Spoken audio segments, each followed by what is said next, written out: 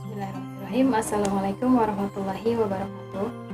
Alhamdulillah, summa alhamdulillahirabbil alamin. Wassalatu wassalamu ala asrofil anbiya'i wal mursalin sayyidina wa maulana Muhammadin wa ala alihi wa ashabihi khususan Abi Bakri wa Umar wa Utsman wa Ali radhiyallahu anhum amma ba'd. Puji syukur kehadirat Allah Subhanahu wa taala yang mana telah melimpahkan kita dengan beribu-ribu nikmat. Salah satu nikmatnya yang sering kita lalai sekali adalah nikmat sehat dan nikmat untuk waktu luang.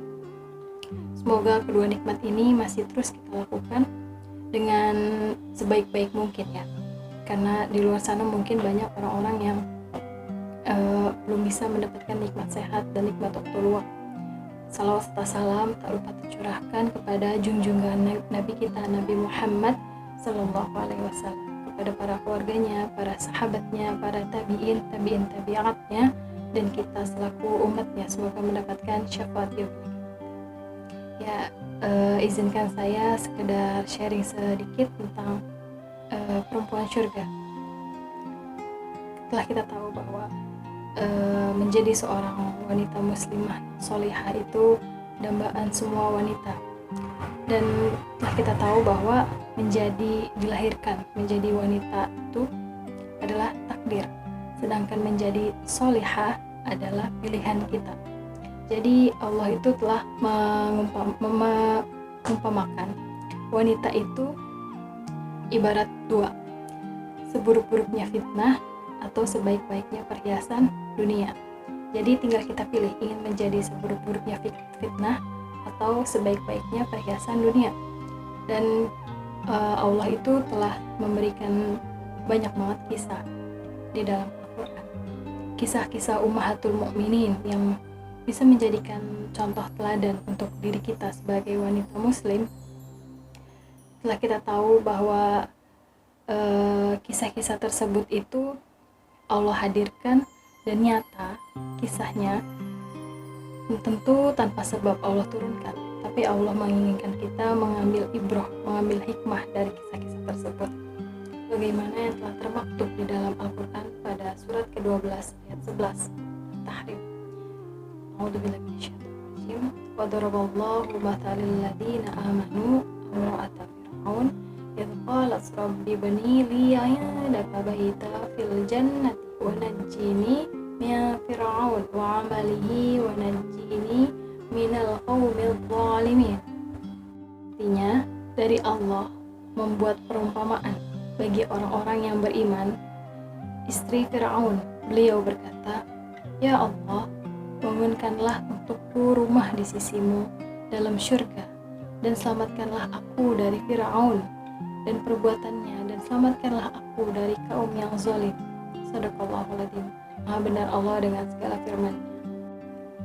Wanita dunia tentu menginginkan untuk menjadi sosok wanita yang solihah yang kelak akan masuk surga dengan ketaatannya, dengan perjuangannya di dunia, dengan segala caranya untuk bisa mendapatkan ridho Allah, untuk kelak menjadi sosok wanita salah satu dari bidadari surga.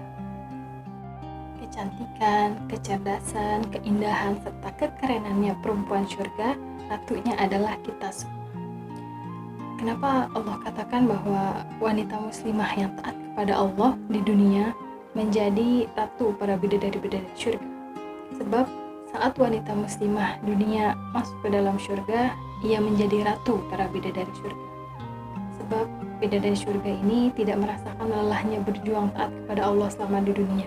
Maka wanita dunia muslimah yang taat kepada Allah ini berhak mendapatkan gelar ratu para bidadari-bidadari surga. Dan Allah katakan bahwa dunia ini fana, sementara, bahkan lebih ringan dibanding sebelah sayap nyamuk. Allah katakan seperti itu kok. Saking dunia ini gak bernilai lebih di mata Allah. Makanya orang-orang beriman itu yang orientasinya selalu akhirat itu menganggap bahwa dunia ini ibarat setetes air lautan yang kita celupkan jari kita, setelah kita keluarkan setetes itulah dunia yang akan sedang kita jalani saat ini. Makanya bagi orang-orang yang beriman untuk berjuang taat kepada Allah selama di dunia itu tentu sangat tidak mudah, berbagai halangan, berbagai godaan, berbagai segala perjuangannya itu penuh lika-liku untuk bisa mendapat ridho Allah. Bulian, cacian, cemoohan, dan lain-lain, banyak itu godaannya.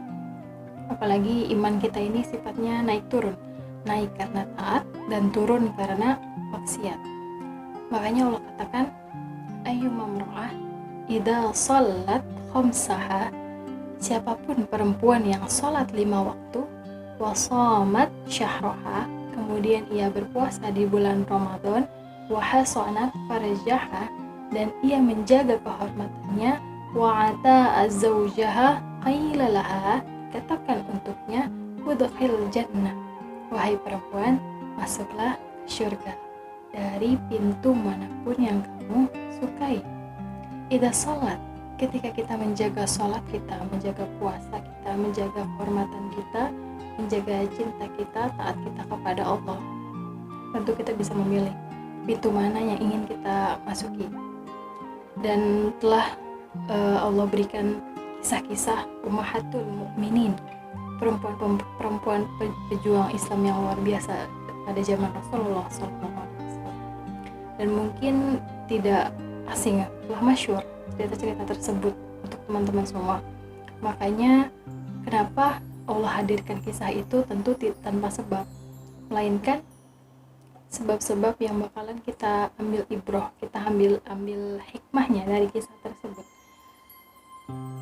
Salah satu kisahnya itu ada Bunda Asiyah, istri Firaun, yang termaktub dalam surat At-Tahrim ayat 11. Bagaimana kisah-kisah tersebut bisa menjadikan ibrah untuk kita? Kalau kita telaah bahwa istri Firaun, kita tahu Firaun itu seseorang yang musyrik, seseorang yang pada di zamannya itu mendustakan Allah, tidak percaya bahwa Allah itu ada. Beliau raja yang paling kaya, yang beliau ini kita tahu bahwa gak ada yang bisa menandinginya, semuanya takut kepada beliau. Tapi beliau mempunyai istri yang bernama Asiyah binti Firaun. Siti Asiyah ini sangat solihah, sangat taat kepada Allah, walaupun memiliki suami yang mendustakan Allah. Kesabarannya Asiyah, ketabahannya Asiyah sangat tulus, sabarnya sangat luas, yang membuat kita bisa mengambil ibrah, mengambil hikmah bahwa dunia ini memang berisi dengan perjuangan-perjuangan yang kelak akan berbuah manis di surga.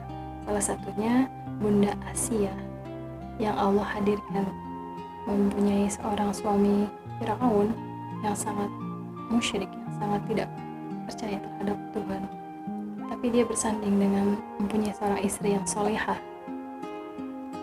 Dengan begitu Asiyah berhak mendapatkan surga di sisi Allah, sebagaimana surat At-Tahrim ayat 11 tadi. Begitupun kisah-kisah lainnya, Siti Maryam, seorang wanita yang berjuang saat Allah berikan ujian, beliau mempunyai anak tanpa ayah. Nah, bagaimana bisa? Itulah kekuasaannya Allah. Saat Allah menurunkan kuasanya terhadap salah satu hambanya, maka tidak ada yang tidak mungkin. Salah satunya Bunda Maryam, Siti Maryam, yang Allah uji dengan beliau mempunyai seorang anak tanpa mempunyai seorang suami. Tentu kalau misalkan kita di posisi beliau, kita mungkin imannya gak semungkin sekuat beliau. Beliaulah para sahabiah, para teladan wanita solihah yang perlu kita tiru, ketaatannya, kesabarannya, ketulusannya. Begitupun dengan Bunda Khadijah. Bunda Khadijah, kita tahu bahwa beliau ini sebelum dinikahi oleh Rasulullah SAW mempunyai harta kekayaannya sangat banyak. Namun setelah beliau masuk Islam, beliau memutuskan untuk masuk Islam saat ia dinikahi oleh Rasulullah SAW. Beliau ini memberikan semua hartanya, tak tersisa satupun, dan semua harta itu untuk membantu dan mendukung dakwah Rasulullah SAW. Kalau misalkan kita implementasikan di zaman sekarang, mungkin jarang gitu wanita-wanita yang seperti beliau. Lalu bagaimana supaya kita bisa terus untuk meneladaninya? Kita belajar bahwa setiap kisah yang Allah turunkan di dalam Al-Quran ini mempunyai hikmahnya tersendiri, mempunyai tujuan sendiri untuk Allah turunkan kenapa kisah tersebut telah sampai kepada kita semua umat akhir zaman. Dan mungkin kita memang tidak bisa sekuat Bunda Asia, tidak bisa setabah Bunda Maryam, tidak bisa secerdas Bunda Aisyah, tidak bisa seluar biasanya Bunda Khadijah, sedermawannya Bunda Khadijah, tapi kita bisa menjadi diri kita yang sholihah, versi diri kita sendiri. Dan itu tentu tujuannya itu, orientasinya akhirat.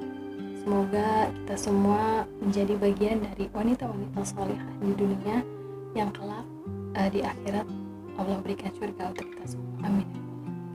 Sekian dari saya, kurang lebihnya mohon maaf. In uridu ilal islah mastata'tu wa ma taufiq illa billah. Wassalamualaikum warahmatullahi wabarakatuh.